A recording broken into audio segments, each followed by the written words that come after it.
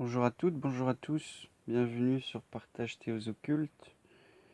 Le but de cette vidéo est de faire une introduction à une prochaine vidéo sur le scénaire, le nombre 6 et ses rapports symboliques, magiques, initiatiques, hermétiques, ésotériques, alchimiques et occultes. Car rien de ce qui a été caché ne doit rester caché. Car tout doit être révélé à la lumière du jour quand vient le temps. Rien de ce qui a été, était et est ne doit rester sous le voile de l'ignorance. Et donc la vérité a toujours été, mais la multitude ne l'a point comprise. En ces temps sombres, nous nous rapprochons vers ce qu'ils appellent la révélation, l'Apocalypse, surtout depuis l'éclipse de 1999 au mois d'août, du passage à l'an 2000 et d'une nouvelle ère technocratique, informatique, internetisée. Car la révélation vient bien aussi grâce à ce moyen que l'on nomme Internet. Car nous savons qu'Internet commence par www. Cette lettre, dans ses racines primordiales, vient donc du chaldéen et de l'hébreu, de la lettre Vav, qui est le nombre 6, et donc www, et donc 666. Nous savons que c'est un nombre important dans l'Apocalypse et les 22 chapitres hermétiques, initiatiques et ésotériques concernant la création, sa conservation et sa destruction, son passage d'une ère à une autre. Et donc cette introduction, car toute vérité doit être répandue dans la majorité, dans la multitude. Cet extrait vient du maître initiatique Ostwald Twört dans son rapport de l'arcane 6 et du nombre 6 avec la vérité universelle. Donc je vais vous faire la description de l'arcane 6 de son point de vue littéraire. Au sortir de l'adolescence, alors qu'il venait d'achever son éducation à l'école du centaure Chiron, apprentissage initiatique, Hercule éprouva le besoin de réfléchir à l'emploi qu'il ferait dans la vie de ses puissantes facultés développées à souhait. S'étant enfoncé dans la solitude afin de s'y recueillir, deux femmes d'une rare beauté lui apparurent soudain, l'incitant chacune à la suivre. La première, la vertu, lui fit entrevoir une existence de lutte, d'efforts incessants en vue du triomphe par le courage et l'énergie. L'autre, la mollesse pour ne pas dire le vice, engagea le jeune homme à jouir paisiblement de la vie, en s'abandonnant à ses douceurs et en profitant des avantages qu'elle offre à qui sait borner son ambition. S'inspirant de cette scène mythologique, la 6e clé du tarot nous montre un jouvenceau arrêté à l'intersection de deux routes. Les bras croisés sur la poitrine, le regard baissé, incertain de la direction à suivre. Sollicité comme Hercule par une reine austère qui ne promet que des satisfactions morales, et par une bacchante dispensatrice de plaisirs faciles, l'amoureux hésite. Son choix n'est pas arrêté d'avance, car il n'a pas le cœur du héros prédestiné à l'accomplissement des 12 travaux.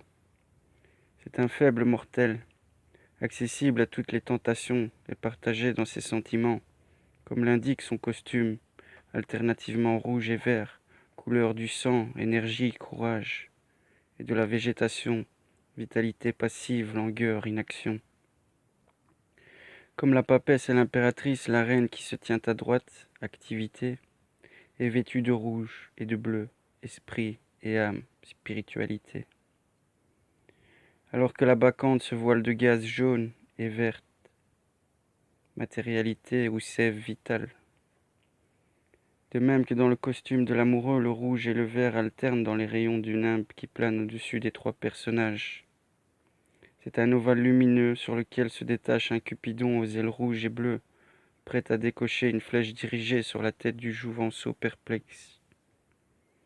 L'ensemble de l'arcane 6 illustre ainsi le mécanisme de l'acte volontaire, de la personnalité consciente figurée par l'amoureux, qui est l'homme de désir de Claude de Saint-Martin. Cette personnalité reçoit les impressions du monde physique grâce à sa sensibilité, couleur verte du costume. Puis elle réagit couleur rouge, motricité. Or, comme il ne s'agit pas d'acte inconscient ou automatique, dit réflexe, il y a délibération, choix, avant le déclenchement de l'acte décidé. La détermination est guettée par Cupidon, qui accumule au-dessus de nous l'énergie volitive dont nous pourrons disposer. Il décoche sa flèche avec plus ou moins de force dès que nous lui en donnons le signal, du fait même que nous voulons.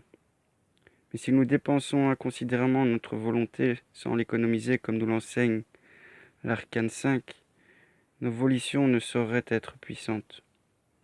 Pour que notre volonté nous permette de rivaliser avec Hercule, ambition qui ne nous est pas interdite, il importe de nous engager sans retour dans l'âpre sentier de la vertu. Précisément afin que nos volitions ne soient pas gaspillées à poursuivre le plaisir et les menus agréments de la vie. On peut estimer sage de se laisser vivre, en dégustateur de joie qui s'offre et sans se targuer d'héroïsme. Cette sagesse n'est pas celle des initiés qui identifient la vie avec l'action féconde, le travail utile ou herculéen.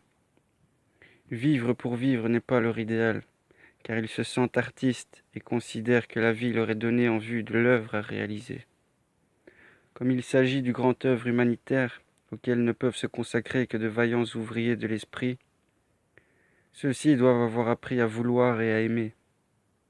L'amoureux est, à cet égard, l'initié dont l'apprentissage est terminé.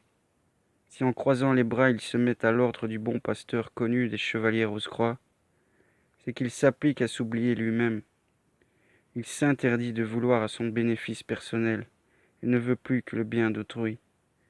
C'est la réalisation de cette beauté morale qui correspond à la 6e séphire, Tiferet, la beauté, dont l'emblème est le sceau de Salomon, formé par 2 triangles entrelacés.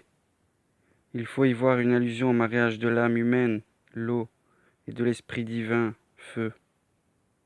C'est l'étoile du macrocosme, signe de la suprême puissance magique, obtenue par l'individu qui, avec une abnégation sans réserve, se met au service du tout, aimer au point de ne plus exister que pour autrui. Tel est l'objectif de l'amoureux. Dans le tarot, ce personnage n'est qu'un déguisé de l'unité active, le battleur, destiné à se présenter sous différents aspects. L'amoureux ramène à l'unité par l'amour, car l'homme se divinise en aimant comme Dieu. Rappelons ici les interprétations qui relient entre eux les 6 premières arcanes. Le battleur, le principe pensant, la pensée envisagée dans son centre d'émission, donc en puissance non encore formulée. Papesse, la pensée acte, le verbe action de pensée du principe pensant. Impératrice, pensée, résultat, idée pure, concept dans son essence originelle, non altérée par l'expression. L'empereur, réalisateur, principe voulant. Pape, radiation volitive, acte de vouloir. Amoureux, désir, aspiration, volition formulée. Si l'on envisage les différents modes d'action de la volonté, l'empereur exerce un commandement impératif, impétueux et de caractère brutal. Le pape émet une volonté douce et patiente qui s'impose par la force de sa modération. Quant à l'amoureux, il se contente de désirer intensément, dans un sentiment de profonde affection. L'amour absorbe sa volonté. Il s'abstient de commander, et tout en désirant, il prie au sens initiatique du mot. Pour trouver la correspondance astronomique de l'arcane 6, il convient de ne retenir que l'arc et la flèche de Cupidon, armes dessinées dans le ciel par la constellation du Sagittaire.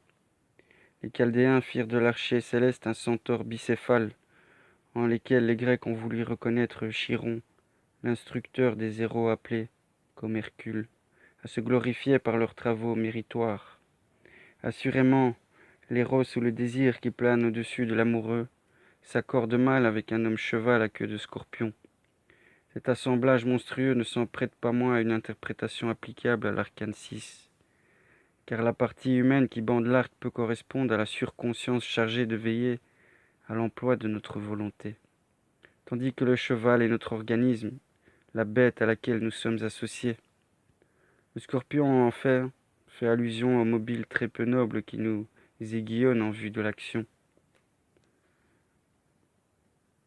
Tiferet, la beauté morale, amour, lien unissant tous les êtres, sentimentalité, sphère animique subissant des attractions et des répulsions, sympathies et antipathies, affection pure, étrangère à l'attrait charnel, aspiration, désir dont dépend la beauté de l'âme, vœux, souhait, liberté, choix, libre arbitre, sélection, ou bien négativement la tentation, l'épreuve, le doute, l'incertitude, l'irrésolution, l'hésitation, sentimentalisme, perplexité d'indécision. Les affaires restent en suspens et les promesses également, désirs irréalisés. Ainsi, la magie du nombre 6 se révèle dans l'arcane tarotique et son pouvoir s'étend encore au-delà de cette impression à la fois spirituelle, intellectuelle et émotionnelle dans le monde matériel. Pour cela, je reviendrai avec une autre vidéo sur le complémentarisme de ces dires.